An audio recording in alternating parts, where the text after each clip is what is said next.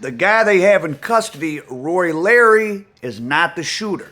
It was a guy on a bike who was at least 20 years younger and a lot lighter skinned.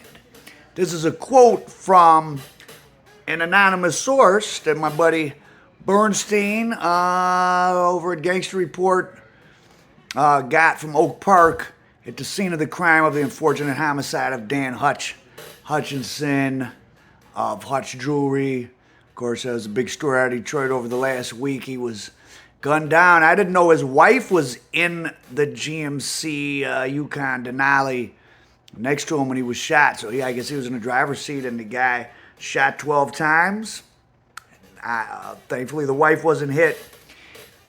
And so I did an update the other day when Oak Park police announced an arrest and actually charged a guy, Roy Donta Larry, 44-year-old, who was actually someone, according to this witness, someone hit him with a car. So that boom, boom, the shots go off. Someone rams Roy Larry with the car, so he was hurt, and he got taken to Providence Hospital and had to have surgery done on him immediately. So perhaps that's why he hasn't made a statement, because he's not in physical condition. They're not releasing a lot of information. And the DEA has joined the Oak Park in the press conferences or in releasing information. So that ought to tell you something right there. So the rumors about this being related to somebody thinking Hutch might have been providing some information, maybe that's a clue to that being true. That doesn't mean Hutch was doing it, but as I said in my first video, if you're spending money that you didn't account for on your income tax return, jewelers are a prime place.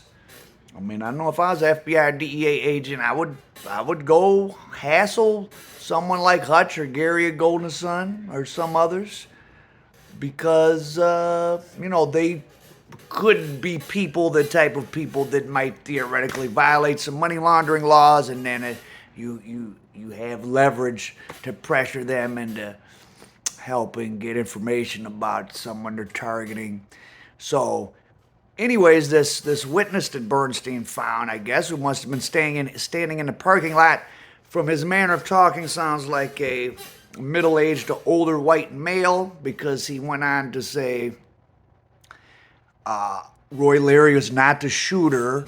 He was in the parking lot, but there was a light-skinned, much younger, like 25-year-old black male who fired the shots and got away. And he said, it seemed like he said he thought they also arrested the shooter, but he said whatever happened, the guy that they've charged is not the shooter, and he used the word patsy. He said he's a patsy or there's something else going on.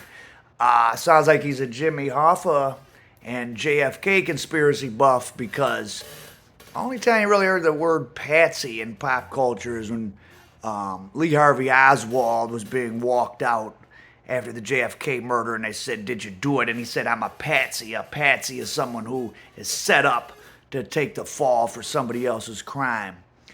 So sounds like this anonymous witness, Bernstein, is himself a middle-aged white male. So in Oak Park there, where the incident happened outside of the pawn shop, was formerly an elite Jewish suburb once upon a time, and then it became not an elite black suburb. There's nicer, like Southfield was a step away from Oak Park, but a legitimate, nice black suburb, kind of regular now, let's just say.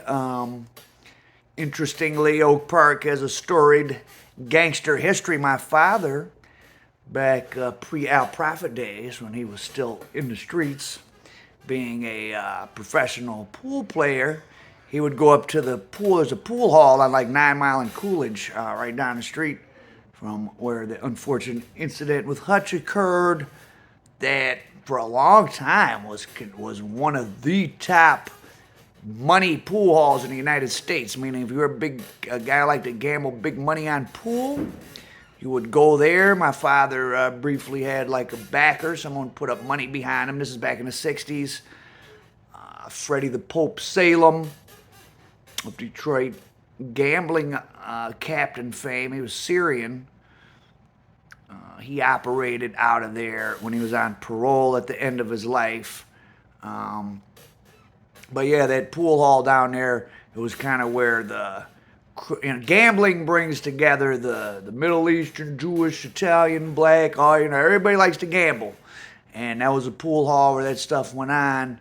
And this is kind of getting on a tangent, but some Detroit history. One day I was over a former original somebody in YBI, and it was a few days after Freddie the Pope Salem, Syrian, not a made man because he was Syrian, but more powerful than most made men down with the Italian mob. He had just died, and I asked my YBI friend, I said, "Oh, what'd you do over the weekend?" He said, "Oh, I was a pallbearer in Freddie the Pope's funeral." And I said, "Oh, how'd you know Freddie Salem?" And he said, "Well, I told you I messed up my money gambling. That was my problem." He said, "Who do you know?"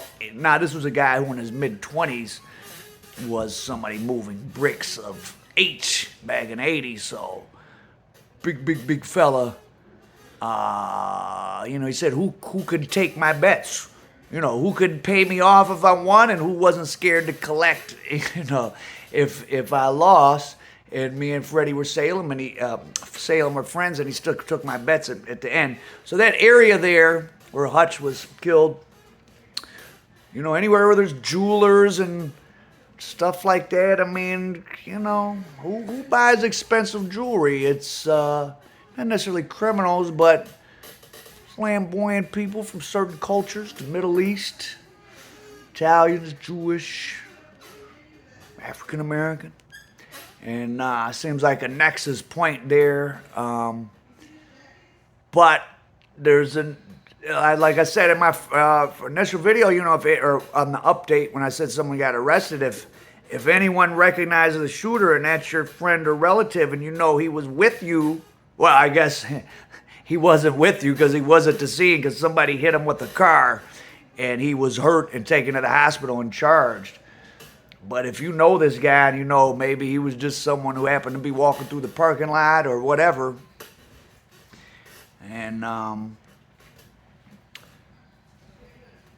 complicated tale, yet another example of why you should get yourself an internet store or sell lashes or something. But streets are treacherous. I mean, standing on the corner is treacherous, but then when you can't, it's hard to even do anything with money now. Like, start even having some hundreds of thousands. What do you do with $400,000 even, which isn't that much money? You can't go into a bank and just be like, "Oh, I got $400,000.